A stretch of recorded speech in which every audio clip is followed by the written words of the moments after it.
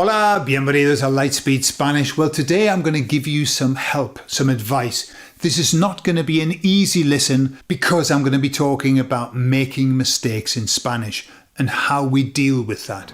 It's inevitable, but we've got to deal with it. Hablamos de todo en la segunda parte. Ojalá tuviera yo un español más decente.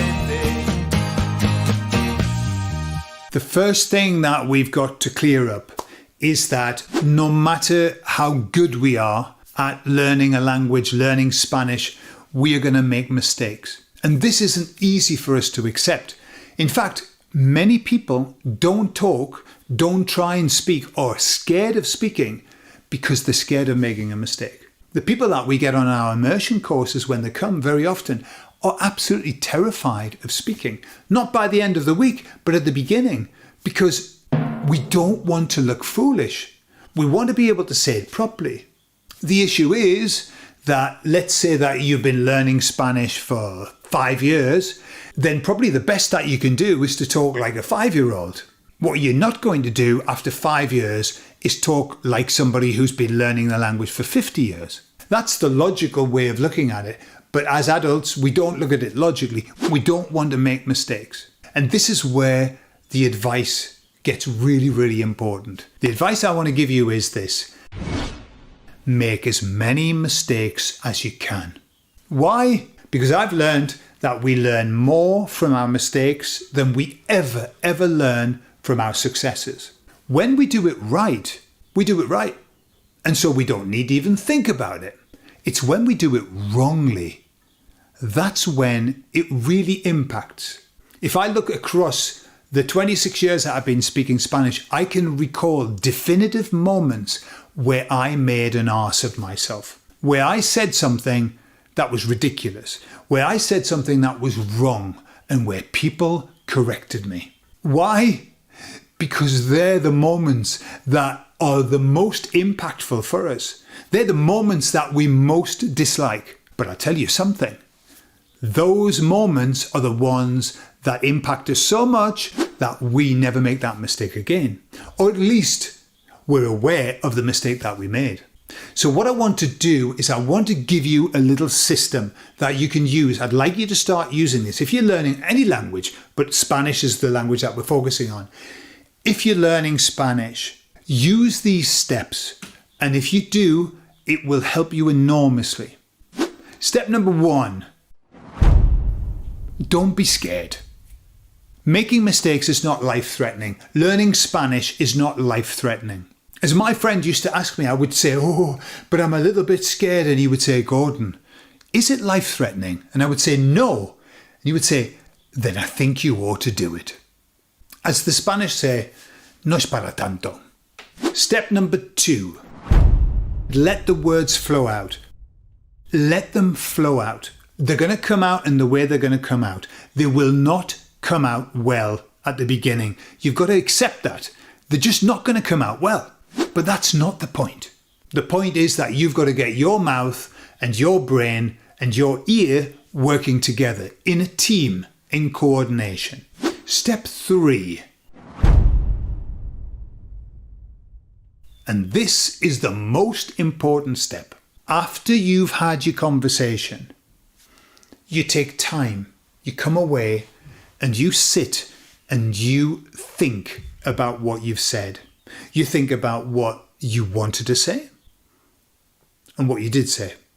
In fact, there's an expression that there are 3 kinds of speeches. The speech that you prepared, the speech you actually gave, and the speech you wish you'd given. Well, this is this reflection. You've got to think about what you said. Most times we know that we've done something wrong. We know that because of the way that people respond. Sometimes people will correct us. Some people will wince like this when you say something wrongly. It doesn't matter. But even you know yourself, hang on a minute, I was struggling with that. And so what you do is you reflect on it and you think, right, I wanted to say this. How could I say that better? What could I do to make that sentence better? And so you plan out, you can use ChatGPT. How would I say this is what I want to say? Find out how you say it and you reflect on that. And then, step number 4. And this one is also vital. What you do once you know what you should have said, that's very important.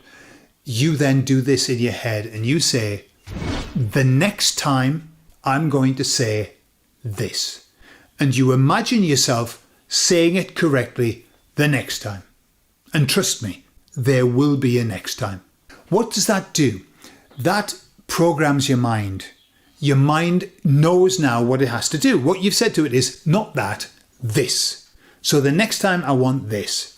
That's it. Beautiful. That's it sorted. No, it isn't. It isn't sorted because what you're going to find is that the next time you're going to say it wrongly again. Maybe. And then you're going to come away and reflect and go, oh my goodness, but I knew. How many times have we said, but I knew what I was supposed to say and it came out wrongly. The reason is that we have what's called in Spanish inertia. We have this momentum that's built up, a pattern, and it takes a while to break the pattern. So we're used to saying something in one way, which is not right, and we program ourselves to say it in the right way. It takes time. All you do when you've said it wrongly the second time is you sit and reflect and you go, no, this is what I was supposed to say. The next time I'm going to say it that way. And imagine yourself saying it. And the next time, maybe you'll say it wrongly again. Maybe. It doesn't matter. You just keep repeating. Rinse and repeat that system. The next time I'm going to say this. The next time I'm going to say this. And you watch. There's a point you get to where the next time you just go, and it flows and you think, beautiful. Oh, by the way, there is a step number 5. When you do it right, when you do it correctly, when you've said the right thing, do this. Take your hand and pat yourself on the back. Now, I'm not saying that metaphorically. I'm saying it literally. Give yourself a pat on the back. When you do it, if you do it now with me, pat yourself on the back. You'll notice that it makes you tingle. Well done. You get a tingle in your body. Why? Because we all like having a pat on the back, even when we do it to ourselves. When you do something right, pat yourself on the back. When you've said something that you're proud of, pat yourself on the back. And that just reinforces it. Your mind goes, ooh, I like that. I'll do it right next time. So I get another pat on the back. And I'll tell you something else. Even when you've done it badly, even when you've made mistakes, still pat yourself on the back and say, well done for having tried it. Well done for having made the effort. Because I'll tell you something. People who get to a great level in Spanish, the one thing that I see, that we're all different, but I see one pattern, one kind of personality trait that everybody has, and that is they're extremely brave people. You've got to be brave to do something. You've got to be brave to push yourself outside of your comfort zone. The people who learn Spanish and learn it well are the stalwarts, the people who, the dogged, just keep on going despite everything. So just keep on going and understand that the next time you'll do it well. Bueno, eso es todo, chicos. Gracias por haber pasado un ratito conmigo y hay que usar este sistema porque es un sistema bueno y funciona. Doy fe. Hasta luego, chicos. Adiós.